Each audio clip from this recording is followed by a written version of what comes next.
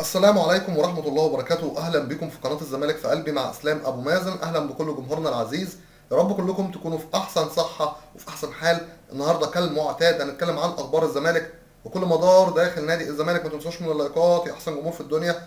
وتعالوا نبدأ أول أخبارنا ونقول للأسف ما سبتش الخبر للآخر. للأسف نادي الزمالك للكرة الطائرة بيخسر أمام النادي الأهلي بثلاث أشواط مقابل لا شيء. أنا ما سبتش الخبر للآخر عشان على طول كده نخلص الليلة. اللعيبه اللي بتلعب داخل نادي الزمالك للكره الطائره لا تصلح لتمثيل نادي الزمالك. المدير الفني الذي يدرب نادي الزمالك لا يصلح لتدريب نادي الزمالك. ايه اللي بيحصل ده ولا اي حاجه؟ حد هيجي يرد عليا يقول لي طب بس باهدى يا اسلام، ده هما التاني والاهلي بقى الاول. اقول لك التاني زي الاخير. طيب طب بالراحه شويه يا اسلام. لا مش بالراحه. انت عارف هم وصلوا التاني ازاي؟ كسبوا كل ماتشاتهم ما عدا مباراتين الدوري امام النادي الاهلي خسروهم. مع احترامي لجميع الفرق، جميع الفرق لا تقارن بالنادي الزمالك والنادي الاهلي في الكره الطائره. المفروض دول احسن فرقتين، لكن اللعيبه شفناها ولا اي حاجه، ولا متواجدين ولا جم بالمره. طب اكسبوا شوط، طب شوط فرحوا جمهوركم، شوط ادوا امل لجمهوركم وهو بيتفرج. لكن لا، اخطاء كارثيه. وعمالين نتكلم من اول الموسم ونقول عاوزين نمشي المدير الفني، حتى الخطه. يعني انا بحمل المدير الفني جزء كبير. اللاعب بيطلع في مركز ستة، في مركز أربعة، في مركز ثلاثة، بيشوط أو يلعب الكرة بليسنج في نص الملعب بتاعنا. وللأسف مفيش حد متواجد. واقفين غلط، واقفين غلط، يعني حاجة تزعل. واللعيبة دي بتقبض ليه؟ جايين ياكلوا عيش وخلاص على نادي الزمالك؟ لا، ما يلعبوش. صعد الناشئين. لو في حاجة زي كده بجد انت كده كده طلعت التاني مش بتاخد بطولة، خلاص صعد الناشئين، خد تالت، خد رابع، خد خامس. بس ولادك الأهم. اللي يخاف يروح وهم خايفين بيلعبوا مرعوشين. بجد حاجه تزعل وحاجه تضايق. وكمان رحيل ستيفن هانت اللاعب الكندي او المحترف الكندي داخل نادي الزمالك عشان مستحقاته حاجه عار، حاجه تزعل. عايز اقول لكم ان النادي الاهلي في كره طائره، في كره السله، في كره مش عارف ايه، بسم الله ما شاء الله بيشتري محترفين بالجمله. بالجمله. نادي الزمالك جاب محترف بالعافيه وايده بالعافيه، لعب معانا 8 9 مباريات وخلاص ومشي عشان خاطر مستحقاته. حاجه غريبه بجد. لعيبه نادي الزمالك حاجه تزعل، حاجه تزعل. لا لا لا لا, لا. ما ينفعناش والله، ما ينفعونا. 4 سنين بتخسروا دوري، انتوا عاوزين ايه؟ ما تروحوا بقى، ما تروحوا. تعالوا ندخل على اخبارنا. ومعلش لو زعلتكم بس ده الحال، مش هنغمض عينينا. لازم بجد اللعيبه تمشي. لا اللعيبه مش هنا خالص. اخبار نادي الزمالك النهارده واللي بيحصل داخل نادي الزمالك. مبدئيا كده عايز اقول لكم ان الجهاز الفني لنادي الزمالك بيحذر لعيبه نادي الزمالك من عدم زياده الوزن. مش انتوا واخدين اجازه 5 ايام ترجعوا زايدين؟ ماشي، ده خبر معانا. الخبر بقى التاني معانا وبخصوص اللاعب فرجاني ساسي. الشغل الشاغل. فرجاني ساسي بيبلغ نادي الزمالك ان هو راجع، هو جاي، هو راجع، هو جاي. يجي واحد لابس لك نظاره، بجد انا ما بيعجبنيش اسلوبه وطريقته لنادي الزمالك. شغال في الحته المحايده وفي نفس الوقت ممكن يقول اخبار ما بتطلعش صحيحه للاسف. يقول لك فرجاني الساسي طار. طار فين؟ ليه؟ ليه عايز تاخد ترند؟ ليه هو المهم العنوان يبقى مكتوب بقى بص تشويقي؟ لا، فرجاني راجع. كمان عايز اقول لكم بخصوص فرجاني، اتحاد الكره المصري بيتكلم وبيقول لو فرجاني ساسي مضى لحد غير نادي الزمالك خارج مصر يحق له الرحيل بعد انتهاء شهر 6. هنقول له مع السلامه. طب لو مضى لحد تاني مثلا داخل مصر، انا بحكي لكم الحكايه بالتفصيل اللي قال عليه اتحاد الكوره.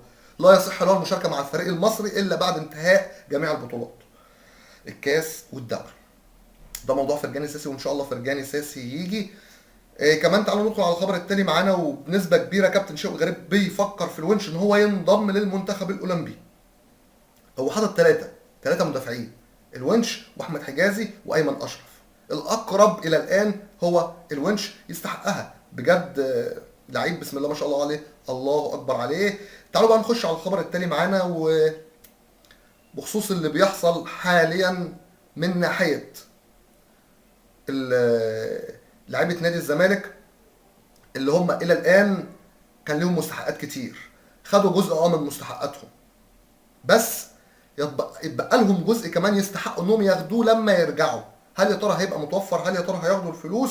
إيه اللي هيحصل؟ ده اللي هنشوفه وده اللي هنعرفه في الايام القليله المقبله بمشيئه الله تعالى. وبعدين انتهى الدرس يا حطب، كفايه صراخ وعويل، حكم القضاء العادل اتنفذ خلاص، وبايه نفعك شوبير.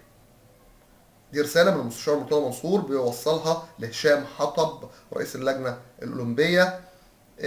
عايز اقول لكم ان هو بيقول معاه كلام كتير، معاه حاجات كتير، حقيقة كتير. هنشوف قريبا ايه اللي هيحصل وهيقول ايه، وبنتمنى عودته في اقرب وقت الى نادي الزمالك. ندخل على الخبر التاني معانا وبخصوص صالح جمعه.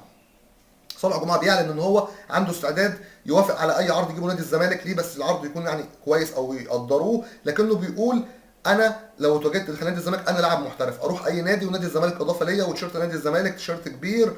وعادي لو جيت ورحت نادي الزمالك، رايكم ايه في موضوع صالح جمعه؟ مع اني عارف رايكم من قبل ما تقولوه، عشان ياما اتكلمنا وياما قلنا على موضوع صالح جمعه. كمان تعالوا ندخل برضو على الخبر التاني معانا، وحاجه تضحك. يعني لما تسمع خبر زي ده تضحك. نادي الاتحاد السكندري بيعرض على نادي الزمالك ان هم يديهم المدافع محمود رزق. محمود رزق اللي مع احترامي ليه مدافع كويس، بس يعني زيه زي فلان زي علان زي ده زي ده، بيع نهائي، وياخدوا محمد صبحي بيع نهائي. محمد صبحي اللي هو مستقبل حراسة مرمى نادي الزمالك، اللي هو هينفعك لسنين قدام، اللي هو لسه عنده 21 سنة، الصغير. ايه ده؟ يعني ده ينفع؟ كلام غريب. مش عارف هو نادي الزمالك سهل ممكن تاخد منه لعيبه كده وتدي له اي لعيبه بمزاجك والكلام ده كله، ولا ايه اللي بيحصل منكم؟ صحيح، الله يسامح لعيبه كره الطايره، نصوني الخبر اللي المفروض ابدا بيه، اللي المفروض اتكلم عليه النهارده. الذكرى السنويه لفوز نادي الزمالك على النادي الاهلي في كاس مصر سنه 1944 بنتيجه 6-0. امتى الايام دي تعود؟ وامتى نشوف ارقام زي دي تاني؟ يا عالم هترجع ولا مش هترجع؟ تعالوا برضو ندخل على الخبر التالي معانا، وبخصوص لاعب ناشئ جميل مواليد 2000 اسمه مهاب اشرف. لاعب حكايه، لاعب بسم الله ما شاء الله عليه داخل نادي الزمالك. تم تصعيده للفريق الاول لتدريبات الفريق الاول مع ايهاب جلال، ثم تم تصعيده او مشاركته مع الفريق الاول برضه في وجود ميتشو، لكنه في شهر 6 2020 اصيب بقطع في الرباط الصليبي. الحمد لله رجع تاني ورجع يتدرب تاني. نفسنا نشوفه، نفسنا نشوفه، ويا رب يكون على مستواه اللي فات. وعندنا قاعدة ناشئين جامدة جدا لازم نادي الزمالك يعتمد عليها مهما كان، وما يفرطش فيها، وما ينفعش انه يفرط فيها. طيب تعالوا برضو ندخل على الخبر التالي معانا، وبخصوص النادي الاهلي. النادي الاهلي النهارده حصل فيه حريق، وتمت السيطرة على الحريق بوجود المطافي الدنيا اتقلبت، بس لموا الليلة ولحقوا الموضوع قبل ما يكبر داخل النادي الاهلي. الخبر اللي بعد كده معانا بخصوص مصطفى فتحي، الخبر اللي كلمتكم عليه امبارح وقلت لكم ان نادي الزمالك قال او سوري سيف زاهر كان طلع اتكلم وقال ان موسيماني عايز مصطفى فتحي، وان فيهم مفاوضات، وانه هيكلموا اداره نادي الزمالك وينفع. والضماطي عضو مجلس الاداره قال عايز العلاقه بيننا وبين نادي الزمالك كويسه، فمن ثم ينفع ان احنا نتفاوض. طب انا عايز اقول لكم حاجه صغيره جميله جدا. نادي الزمالك حاليا بيقول لا مش هنودي مصطفى فتحي. مصطفى فتحي لسه في عقد معانا. النادي الاهلي رد قال احنا ما فوضناهوش ولا بنفاوضه، ده اللي حصل. لكن مصطفى فتحي في كلا الحالات صعب واستحاله يروح النادي الاهلي. ده كله كلام او كله اخبار تشويقيه ممكن يقولوها في البرامج بتاعتهم. طيب تعالوا برضو ندخل على الخبر الثاني معانا. وكريم هنداوي حارس مرمى نادي الزمالك السابق والاهلي السابق والمحترف حاليا خلاص نزل مصر، هيقعد في الدوري المصري. نادي الزمالك بدا يفاوضه الحمد لله. برضو اتكلمنا امبارح وقلنا فوضوه عشان النادي الاهلي بيفاوضه، وهو في الاول وفي الاخر بيحب نادي الزمالك. هو بيلعب لعبه احترافيه خالص، شويه في الزمالك شويه في الاهلي. هو حارس ممتاز، فاتمنى انهم يخلصوا معاه في اسرع وقت ممكن. كريم هنداوي من احسن حراس المرمى الموجودين حاليا على الساحه الكرويه لكره اليد. طيب خلصت لكم موضوع صالح جمعه وانتهينا خلاص. عايز اقول لكم انا بقى تنبؤاتي لموضوع صالح جمعه. كذا حاجه كده بتبين ان ممكن صالح جمعه نادي الزمالك يتفاوض معاه ويخلص معاه، الا في حاله واحده. اول حاجه كلام سيراميكا انهم ممكن يوافقوا، وكلام ضياء السيد ان هو بينصحه ان هو يروح، وكلام صالح جمعه ذات نفسه اللي احنا قلناه ان هو بيقول ان شرف ليا ارتداء تيشيرت نادي الزمالك وان انا اجي نادي الزمالك، وكمان وجود عبد الله جمعه اخوه الى الان داخل نادي الزمالك فده هيقنعه اكتر واكتر. وسبب كمان ان باتريس كارترون متواجد حاليا داخل الجهاز الفني لنادي الزمالك وما عندوش ممانعه انه يتعاقد مع صالح جمعه. ده اللي ممكن يقرب صالح جمعه. طب ايه اللي ممكن ما يقربش صالح جمعه؟ لو اللجنه المؤقته داخل نادي الزمالك عملت زي، اسمعوا الكلام كويس، زي اللجنه اللي قبلها وسمعت كلام اداره النادي الاهلي ورفضت التعاقد مع صالح جمعه. انا بقول لكم لو النادي الاهلي قال لهم ما تتعاقدوش معاه، لو هم قالوا لا خلاص ماشي اوكي موافقين على كلامكم مش هنتعاقد معاه، دي الحاله الوحيده اللي ممكن ما تخليش نادي الزمالك يتعاقد مع صالح جمعه. بكده تكون انتهت اخبارنا النهارده. 1000 مليون خساره للعيبه كره الطائره. بجد زعلتونا. بجد احنا مش عايزينكم جوه النادي بعد اللي عملتوه. ما كسبتوش شوط يا جماعه. انا مش هينفع نغمى عينينا، كان ممكن ما اقولش الخبر، كان ممكن ما اتكلمش خالص. لكن ده انت لعبت دور اول ودور تاني ما كسبتش شوط واحد، خسران 6 شواط. ليه؟ بتلعب ايه؟ بتلعب مع مين؟ النادي الاهلي بطل وكل حاجه في كره الطايره، وانت كمان بطل. انت نادي الزمالك، انت ما بتلعبش مع فريق من اوروبا، انت ما بتلعبش مع فريق محترفين، مع الفارق بقى بين الفرق المصريه والفرق الاوروبيه والفرق الافريقيه والفرق المصريه. ايه ده؟ ليه المنظر الشنيع ده؟ انا مش هذكر اسامي، مش هتكلم على اسامي، لكن لازما يمشوا ويتحمل المسؤوليه كامله معاهم المدير الفني لنادي الزمالك. حاجه تزعل بجد. زعلونا. اتعلموا من كره اليد، اتعلموا من كره السله. مش اكل عيش وخلاص، مش قاعدين بناكل وخلاص. ما يصحش اللي حصل. جمهور نادي الزمالك كله زعلان منكم. احنا غير اي جمهور، احنا غير جمهور النادي الاهلي. احنا بنتابع من اول الموسم، احنا بنسمع نادي الزمالك وبنشجع نادي الزمالك في كل الالعاب. نادي الزمالك لو بيلعب اي لعبه تتخيلوها هتلاقونا بنشجعها وبنتفرج عليها. احنا ما بننامش ونسمع النتيجه، احنا بنتابع واعصابنا بتتحرق ودمنا بيتحرق. والله العظيم انا لو مدير فني 3 بالله العظيم ما اسكت. اي لاعب مقصر معانا مع السلامه. ازاي تعمل الغلط ده؟ ازاي تقع في الفخ ده؟ ازاي ما تجيبش النقطه دي؟ لكن ولا هنا. خلاص الحمد لله خلص الموضوع وخلصنا وبتاع وخسرنا، طلعنا التاني. ايه؟ ليه وعشان ايه؟ واتمنى من اللجنه المؤقته حاليا داخل نادي الزمالك دعم فريق كره اليد ودعم فريق كره الطايره وكمان السله. ما تشيلوش ايديكم منهم الى ان ياتي مجلس منتخب بقياده المستشار مرتضى منصور بمشيئه الله تعالى.